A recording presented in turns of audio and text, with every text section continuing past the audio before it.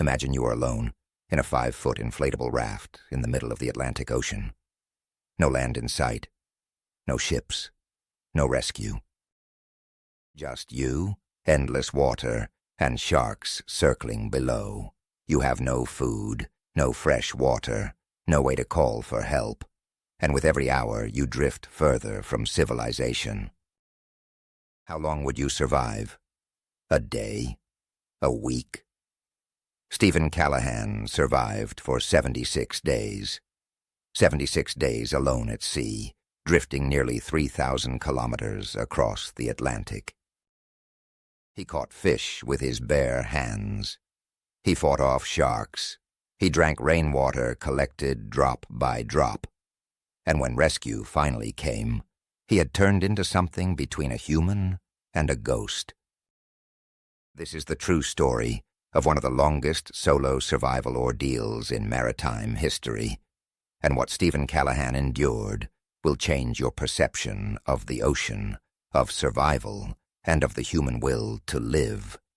This is his story. January 29th, 1982. The Caribbean Sea, off the coast of the Canary Islands. Steven Callahan is 30 years old. He is a sailor, a yacht designer, and an experienced ocean navigator.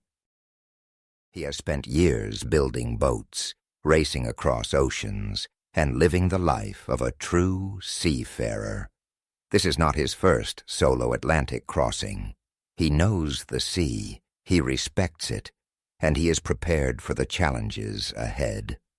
Or so he thinks. Callahan is sailing alone aboard the Napoleon Solo, a 6-meter sloop he designed and built himself. It is a small vessel, but sturdy. He has just set off from the Canary Islands, heading west across the Atlantic towards the Caribbean. The journey should take about 3 weeks, weather permitting. It's a standard solo crossing for an experienced sailor like him. The first week goes smoothly. The winds are favorable. The Napoleon Solo is sailing beautifully. Callahan settles into the rhythm of solo sailing, checking the sails, monitoring the compass, eating simple meals, and sleeping in short bursts. The ocean stretches endlessly in all directions, but he is comfortable with the solitude. He has done this before. But on the 7th day of the voyage, everything changes. Night. Callahan is below deck, resting in the small cabin. The boat is moving calmly through a quiet sea. Then suddenly, a massive impact. A loud crash. The entire boat shudders. Callahan is thrown from his bunk. Water starts gushing in. He scrambles on deck, his heart pounding. Something has struck the hull. He doesn't know what. A submerged object, a whale, a piece of floating debris. It doesn't matter. The Napoleon Solo is sinking, fast. The cabin is flooding. The boat is going down. Callahan has minutes, maybe less, to save himself. He grabs what he can. A small emergency kit, a survival manual, a few flares, a spear gun. He inflates the emergency life raft, a tiny inflatable rubber boat, barely 1.5 meters in diameter. It is designed for short-term emergency use, not long-term survival. Within minutes, the Napoleon Solo disappears beneath the waves. Everything Callahan owns, everything he has worked for, vanishes into the dark Atlantic. His boat, his supplies, his navigation equipment, his food, his water, all gone. All that remains is Steven Callahan, a tiny rubber raft, and the vast, indifferent ocean. He is 1,200 kilometers from the nearest land. He has no radio, no way to signal for help. And he is drifting west, away from shipping lanes, into one of the most remote parts of the Atlantic Ocean, His real ordeal begins now. Callahan is adrift in the darkness, his mind racing. The initial shock is overwhelming. One moment, he was sailing confidently across the ocean. The next, he is adrift in a raft, barely big enough to lie down in, surrounded by nothing but water. He takes stock of what he has. It's not much. The life raft itself is a cheap, mass-produced inflatable. It's not meant for long-term use. It's supposed to keep you alive for a day or two until rescue arrives. But rescue is not coming. Not for a long time. His emergency kit contains a few cans of water, some emergency rations that will last maybe a week if he's careful, a solar still for distilling seawater, which barely works, a spear gun with 3 spear tips, a small sea survival manual, fishing line, hooks, a sponge, a first aid kit, and a few flares. That's it. That's all he has to survive in the open ocean. He does the grim math. If he rations his food and water carefully, he might last 2 weeks, maybe 3, if he's lucky. But after that, he will have to catch fish. He will have to collect rainwater. He will have to improvise, adapt, and endure. The first few days are the hardest psychologically. The reality of his situation sinks in. He is alone, utterly alone. No ships on the horizon, no planes overhead, just endless water in every direction. At night, the ocean is terrifyingly alive. Fish jump near the raft. Strange noises echo in the darkness. And then the sharks, always the sharks. Callahan sees them almost immediately, large shapes gliding beneath the raft, their fins cutting through the water. They are curious. They nudge the raft from below, testing it. Callahan holds his breath, terrified that the thin rubber will tear. If the raft fails, he is dead. It's that simple, but the sharks don't attack. Not yet. They circle and leave. For now. Callahan tries to sleep, but it's almost impossible. The raft is cramped and uncomfortable. Every wave rocks it violently. Seawater constantly sloshes in, soaking him. His skin begins to chafe and blister from the constant exposure to salt water and the sun. And the sun. God, the sun. During the day, the tropical sun beats down relentlessly. There is no shade, no escape. The raft comes with a small canopy, but it provides minimal protection. Callahan's skin burns. His lips crack and bleed. Dehydration sets in quickly. He rations his water carefully. A few sips a day. That's all he allows himself. But it's not enough. His throat is constantly parched. His tongue swells. His body screams for hydration. On the 3rd day, he catches his first fish, a small dorado. He uses the spear gun, waiting patiently for a fish to come close. When one does, he strikes. The spear impales the fish, and Callahan hauls it into the raft. He is ecstatic. Fresh food, fresh water. Fish contains some moisture. He cuts the fish open with the knife from his emergency kit and eats it raw. The taste is incredible, not because it's delicious, but because it means survival. But one fish is not enough. He needs to catch more. Every day. Constantly. His life depends on it. And so, his routine begins. A routine that will define the next 73 days of his life. Survival at sea is not one heroic moment. It's a routine, a relentless, grueling daily routine. Callahan quickly learns that survival is a full-time job. Every day, from sunrise to sunset, he works. If he stops working, he will die. His days follow a pattern. Wake up at dawn. Check the raft for damage. The raft is constantly wearing out. Small leaks appear. The rubber weakens from sun exposure. Every morning, Callahan inspects every inch of the raft, patching holes with the limited repair materials he has. One major tear, and the raft will sink. He can't let that happen. Fishing becomes his main occupation. Callahan spends hours every day trying to catch fish. He uses the spear gun, but the spear tips are limited. He also fashions makeshift hooks from the emergency kit and uses bits of fish as bait. Sometimes he is successful. Sometimes he goes for days without catching anything.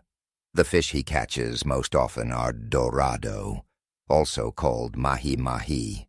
They are attracted to floating objects, so they congregate around the raft. This is both a blessing and a curse. Blessing, a reliable food source. Curse, their presence attracts sharks. Fresh water is his most desperate need. The solar still in his emergency kit is supposed to turn seawater into drinkable water through evaporation, but it barely works. On a good day, it produces maybe a cup of water. It's not nearly enough. Callahan becomes obsessed with rain. When it rains, he uses every container, every scrap of fabric, to collect water. He deploys the canopy to funnel rainwater into containers. He licks the moisture off the raft itself. Every drop is precious, but the rain is unreliable. Sometimes it doesn't rain for a week. During these periods, Callahan suffers from severe dehydration. His skin dries out. His lips crack. His urine turns dark and concentrated. He is constantly on the verge of kidney failure. Callahan keeps a logbook. Every day he estimates his position based on the sun and stars. He has no instruments, but he is an experienced navigator. He knows he is drifting west, carried by the Atlantic currents. He calculates that if he drifts far enough, he might reach the Caribbean islands. But it's a long shot. He is drifting slowly. It could take months. Still, he clings to this hope. Every day he scans the horizon for ships. He sees none. The Atlantic is vast, and he is far from any shipping lanes. He occasionally fires a flare, hoping a passing plane might see it, but no one comes. As the days turn into weeks, Callahan's body begins to break down. He loses weight rapidly. He started at about 73 kilograms. By the end, he will weigh less than 45. His skin is covered in saltwater sores, open wounds that won't heal because they are constantly exposed to seawater. His back and buttocks are raw from sitting in the wet raft. He develops boils and infections. He has no antibiotics. He has to endure the pain. His muscles atrophy from lack of use. There's no room to move in the raft. He can't stand up. He can't stretch out. He just sits, cramped and miserable, day after day. And then there are the psychological challenges. The loneliness at sea is unlike any other kind of loneliness. It is total, complete, absolute. Callahan goes for weeks without seeing another human being, without hearing a human voice, without any form of human contact. The isolation is crushing. He talks to himself, out loud, constantly. He narrates his actions as he performs them. Now I am going to check the raft. Now I am going to try to catch a fish. Now I am going to have a drink of water. He does this to stay sane, to remind himself that he still exists. He talks to the fish. He gives some of them names. The dorado that swim near the raft become his companions, even as he hunts them for food. It's a strange, contradictory relationship. He depends on them to survive, but they are also the only living things he interacts with. He has vivid dreams, dreams of home, dreams of fresh water, dreams of food. He dreams of walking on solid ground, of sleeping in a bed, of being warm and dry. When he wakes up, the crushing reality returns. He is still in the raft, still alone, still adrift. Some days, despair overwhelms him. He wonders if he should just give up, let himself drift away, stop fighting. It would be easier. But something inside him refuses to quit. Maybe it's stubbornness. Maybe it's hope. Maybe it's just the primal human instinct to survive. He thinks of his family, his friends, the people who will mourn him if he dies out here.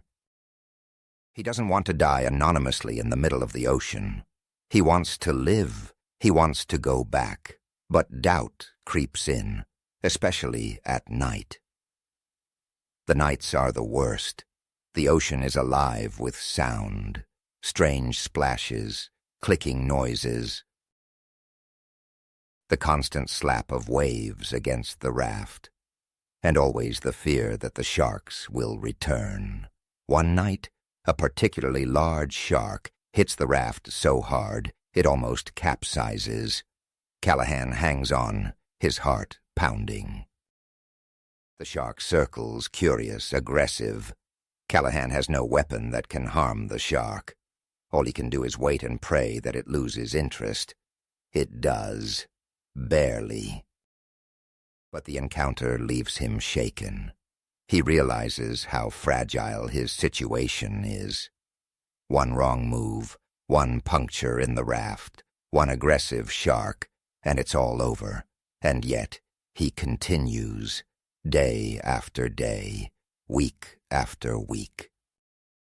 Around the 30th day, something changes. Callahan stops just surviving. He begins to master his environment. He becomes an expert fisherman. He learns the behavior of the dorado. He knows when they are most active, how to lure them close, how to strike efficiently with the spear. He rarely misses now. He has caught dozens of fish. He improves his water collection system. He rigs the canopy more effectively to catch rain. He learns to predict weather patterns by watching the clouds and feeling the wind. When the rain comes, he is ready. He maximizes every drop. He also learns to use every part of the fish he catches. The flesh is food, the blood is hydration. The eyes contain fresh water. The spine and bones can be used for tools or bait. Callahan becomes efficient, almost machine-like. His body has adapted to the harsh conditions. His skin has toughened. His mind has sharpened. He no longer panics. He calculates, plans, survives. But the raft continues to deteriorate. By the 40th day, the raft is falling apart. The rubber is cracked and brittle from sun exposure. The leaks are constant.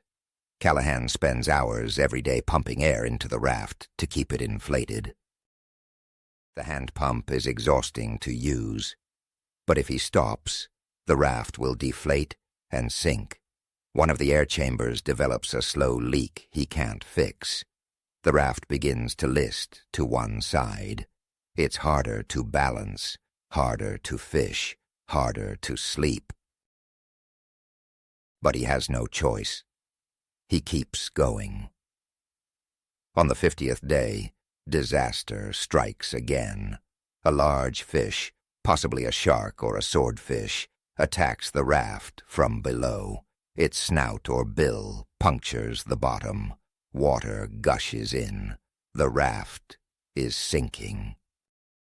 Callahan panics. Not again. Not after 50 days. He can't survive another sinking. He works frantically, using the repair kit to seal the hole. His hands are shaking. Seawater floods the raft. He bails desperately with the sponge, throwing water out as fast as he can. The patch holds, barely. The raft is damaged, but it's afloat.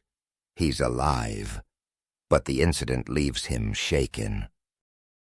He realizes how incredibly lucky he has been. The luck won't last forever. By the 60th day, Callahan is barely recognizable. He is a skeleton. His ribs are visible through his skin. His face is gaunt, sunburnt, covered in sores. His hair and beard are long and matted with salt. He looks like a castaway from a century ago, but he is still alive. His logbook entries suggest he has drifted over 3,000 kilometers. He is getting closer to the Caribbean.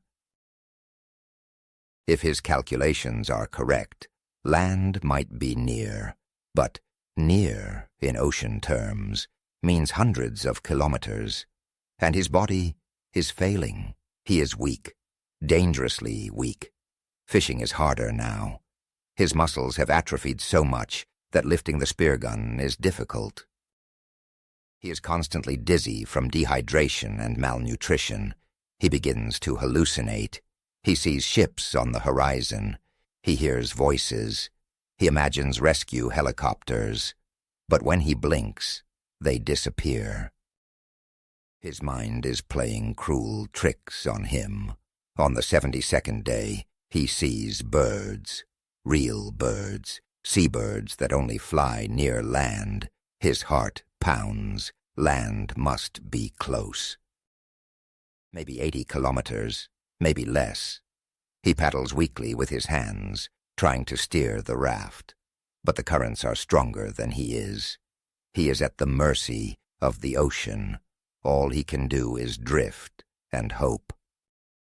On the 74th day, he sees a dark line on the horizon. At first he thinks it's another hallucination, but it doesn't disappear. It gets bigger, taller.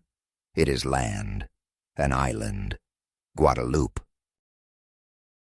One of the Lesser Antilles in the Caribbean. Callahan's mind reels. He has made it. He has survived. He is going to make it. But he is not saved yet. The currents are pulling him parallel to the island, not towards it. He is drifting past, not to shore. He tries to paddle, but he is too weak. He fires his last flare. Nothing. No one sees it. He drifts past the island, his hope sinking. He was so close, only to die within sight of land. On the 76th day, April 20th, 1982, Steven Callahan is spotted by fishermen off the coast of Marie-Galante, a small island near Guadeloupe. They see a tiny orange raft drifting in the open water. They approach cautiously. What they find shocks them. A man, barely alive, lying in the raft. He is emaciated, sunburnt, covered in sores. He can barely speak. He has been at sea for 76 days. He has drifted nearly 3,000 kilometers across the Atlantic Ocean. The fishermen haul him aboard their boat. They give him water, food. He can barely swallow. His body is shutting down. He is rushed to a hospital on Guadeloupe. The doctors are amazed he is alive. He is severely dehydrated, malnourished, covered in infections. His kidneys are on the verge of failure. His body has consumed itself, burning muscle and fat just to stay alive. But he survives. Steven Callahan spends weeks recovering in the hospital. Slowly, His body heals. His weight returns. His sores close. His mind begins to process what he has endured. He writes a book about his experience titled Adrift, 76 Days Lost at Sea. It becomes a best-selling survival memoir. Callahan's story inspires countless sailors, adventurers, and survival experts. He becomes a consultant on sea survival and even advises on films like Life of Pi, helping to ensure the realism of the survival scenes. Steven Callahan survived not because he was lucky. He survived because he refused to give up. 76 days alone at sea. No rescue, no help. Just one man, a tiny raft, and the vast, indifferent ocean. He caught fish with his bare hands. He collected rainwater drop by drop. He fought off sea sharks. He endured unimaginable physical and psychological torture. And he survived. His story is not about heroism in the traditional sense. It's about persistence.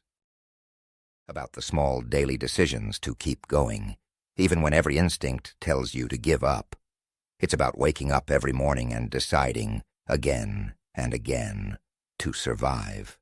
Callahan's Ordeal reminds us that the ocean is not our friend. It is a powerful, uncaring force. But it also reminds us that the human will to live is stronger than we think. That even in the darkest, most hopeless moments, we are capable of more than we believe. Steven Callahan proved that survival is not just about strength or skills. It's about mindset. It's about refusing to quit, even when the odds are impossible. And that is a lesson worth remembering.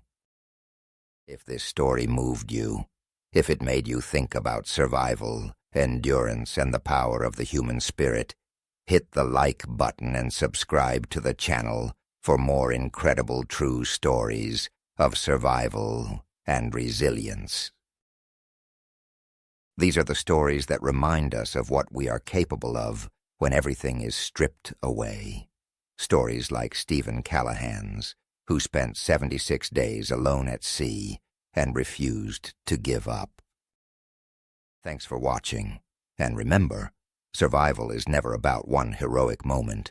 It's about waking up every day and choosing to keep going, no matter how dark the ocean gets.